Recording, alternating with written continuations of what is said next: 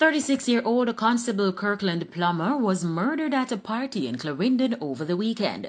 Police Commissioner Major General Anthony Anderson says a probe has been launched and investigators are following several strong leads. We have a good sense of where the people who did it come from, and so we'll continue to pursue it with a significant vigor in order to bring the persons who did this to justice. And you're confident that, in fact, those responsible will be brought to justice?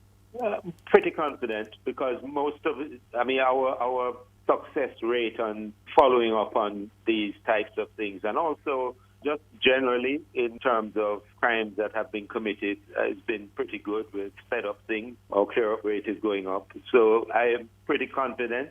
His comments came during an interview Monday on Beyond the Headlines. According to reports, Constable Plummer disarmed a man who reportedly discharged an illegal firearm at the event. The man's friends later attacked the constable.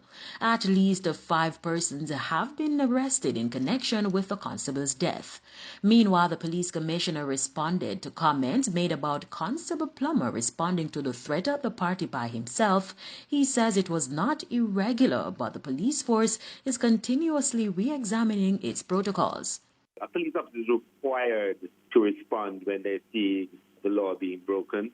And in the case where you have a single person with a firearm endangering the public, he has to assess that for himself. I would not disparage that decision in any way or suggest that because the outcome turned out like this, that he shouldn't have acted. I'm not saying that. I know he called for support, but he acted perhaps because he felt that members of the public were being endangered at the time. He actually secured the weapon and secured the person. It was other people who then attacked him, who he probably did not calculate for at the time.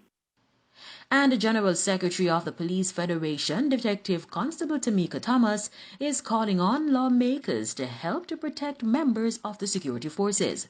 Constable Thomas says giving judges more power to impose stiffer penalties is a first start. The risk associated with the job is extremely high. Any attack on the police must be seen as an attack on the state and all law-abiding citizens of Jamaica.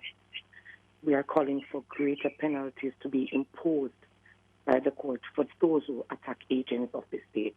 There's no meeting as yet with the Minister of National Security, but later today we will try to get in touch with him and also call for law-abiding citizens to join with the police in dealing with this deadly monster crime.